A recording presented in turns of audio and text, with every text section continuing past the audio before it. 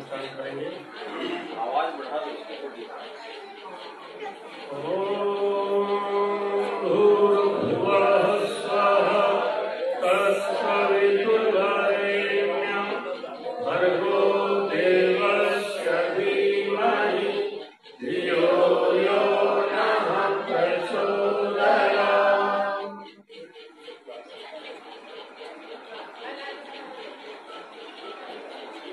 व्यासपीठ पर आसीन पूज्य आचार्य जी, पंडित जी और हमारे बुजुर्ग बालक महोदय,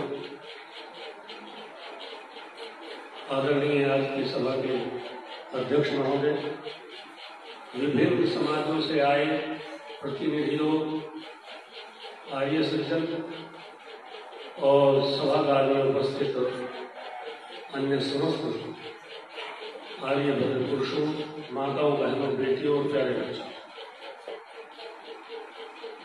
3 दिन से ये तीसरा दिन है। 3 दिवसीय कार्यक्रम इस गुरुकुल का पहला महोत्सव है। देखो सज्जनों, बहुत समय मैं नहीं लूंगा क्योंकि समय की अति हो चुकी है, बहुत ज्यादा समय हो गया है। मैं तो केवल एक बात कहना चाहता हूँ, बहुत सारे प्रवचन की आवश्यकता नहीं है।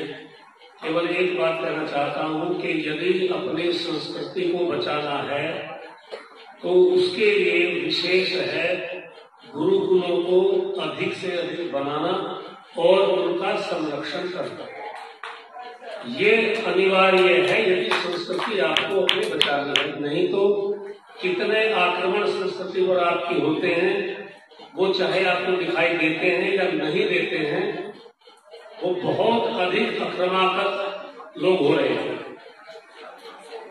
इसलिए हम सब लोगों का ये कर्तव्य बनता है कि गुरुकुलों को अधिक से अधिक स्थापित किया जाए, स्थान स्थान पर गुरुकुल तैयार किए जाएं।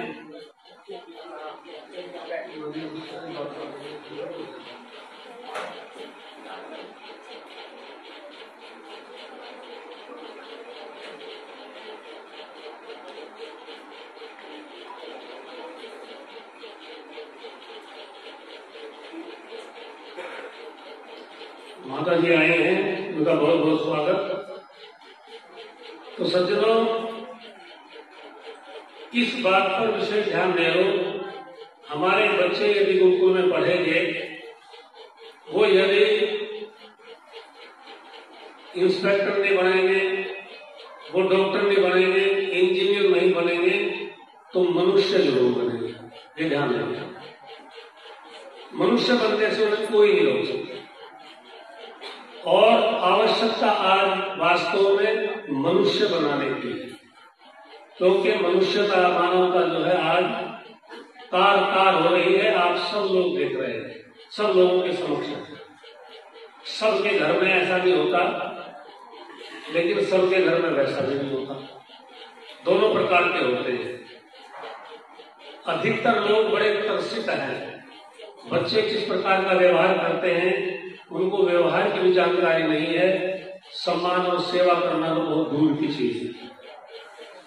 याद रखो, यदि बच्चा अपने पिता के साथ ऊंची आवाज में बोल रहा है तो समझ लीजिए कि कहीं न कहीं वो पूर्णतया संस्कारहीन हो चुका है।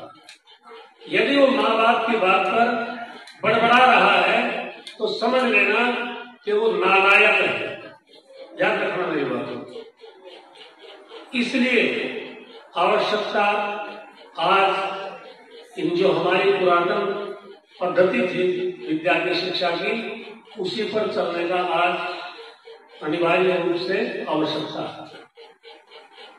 तो इस बात पर बिल्कुल विशेष ध्यान रखने की आवश्यकता है कि हम जरा सा भी हमें किसी गुरुकुल से संकेत मिलता है, वहां सहयोग करने में, वहां जाकर के उनकी व्यवस्था देखने में, हम केवल वहां मेहमान बनकर न जाएं, वहां उस गुरुकुल का संरक्षण करने के लिए जाएं। जिस चीज की वहां आवश्यकता है, यदि हमें तन से सेवा करनी है, मन से सेवा करनी है या धन से सेवा करनी है, तो हम हर प्रकार से सेवा करते हैं। बस एक छोटी सी बात का पर मैं बाद में अपनी वाणी को विराम दूंगा। उदाहरण है छोटा सा। 3 भाई थे और उनकी माँ भी अकेली, पिता भी नहीं था, अकेली माँ थी। 3 भाई पढ़कर लिख करके उनमें से 2 भाई तो प्राइवेट स्कूलों में पढ़े और एक भाई गुरुकुल में गया कुछ दिन के लिए। बहुत ज्यादा लंबे समय कि कुछ दिन के लिए वो इस योग्य को नहीं हो पाया कि कहीं वो जाकर के सर्विस कर ले, क्योंकि 2-4 साल में ज्यादा जानकारी नहीं हो पाती, ज्यादा विद्या नहीं ग्रहण कर पाता बच्चा। लेकिन वो जो भी समय रहा उसने वहां संस्कार लिए। स्थिति ये आई कि वो जो दोनों थे और दूसरे स्कूलों में पढ़े थे, एक डॉक्टर बन गया और एक इंजीनियर बन गया। दोनों के बहुत अच्छे कार्य चल रहे हैं। उनके पास केवल उनके पिता के पास 10 बीघा जमीन थी। उस 10 बीघा जमीन में वो जो घर रहता था वो उसमें अपना गुजारा करता था, अपना कार्य करता था। एक उनकी बहन थी, बहन भी कमाई थी उसकी भी, तब तक शादी नहीं हो पाई। अब वो दोनों जो थे, विवाह तीनों का हो गया था, बहन छोटी थी। उन 2 आए एक दिन, दोनों ने बात आपस में की होगी और वो आए और उन्होंने आकर के कहा, भाई जो गांव में रहता था कि भाई अब हमें न्यारा होना है। उसने कहा, भाई आप तो न्यारे ही हो, आप वहां रहते हो, मैं यहाँ रहता हूँ, आप उसमें हम न्यारे इकट्ठे की क्या बात है? भाई भाई हो आप में? कहेंगे नहीं भाई बंटवारा होगा। उसने कहा ठीक है जी, करो बंटवारा, ये आओ बैठो हमारे साथ। उसने कहा, भाई आप मेरे से बड़े हो, जो भी आप निर्णय लेंगे मेरे लिए वो मान्य होगा। उसने कहा, भाई आपके तो साइन होंगे, जो भी वो लिखा जाएगा बंटवारा होगा। उसने कहा, जी आप तैयार करके ले आओ, तो मेरे साइन की आवश्यकता पड़ेगी, मैं दस्तखत कर दूंगा। अब उन्होंने बंटवारा किया। 10 बीघा जमीन थी, 5-5 बीघा जमीन दोनों ने अपने लिए और घर उसके लिए छोड़ दिया। वो निर्णय लेकर के आए तो उसने पूछा, हाँ जी कैसे है? तो उन्होंने बताया कि ये 5-5 बीघा जमीन हमारी और ये घर तुम्हारा। उसने कहा, भाई ये बहन भी तो है, तो इसकी शादी भी नहीं हुई है, सोने को चाहिए, जब अलग हो रहे हो तुम। पहले तो ये बहन का इसमें कोई हिस्सा नहीं है, ये तुम्हारा। तो देखो वो लड़का क्या कहता है, ध्यान से सुनो। वो लड़का कहता है, ये घर जो मुझे आपने दिया है, मैं ये घर अपनी बहन को देता हूं, क्योंकि अभी इसका कोई घर नहीं है, ये घर इसका है। और बस मैं तुमसे केवल एक बात मांगता हूं, एक चीज मांगता हूं, उसे मने मत कर दे।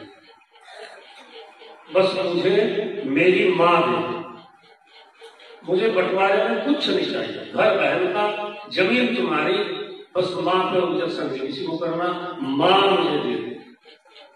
अब वो तो दोनों तैयार थे, ठीक है भाई मां तुम्हारी अपने।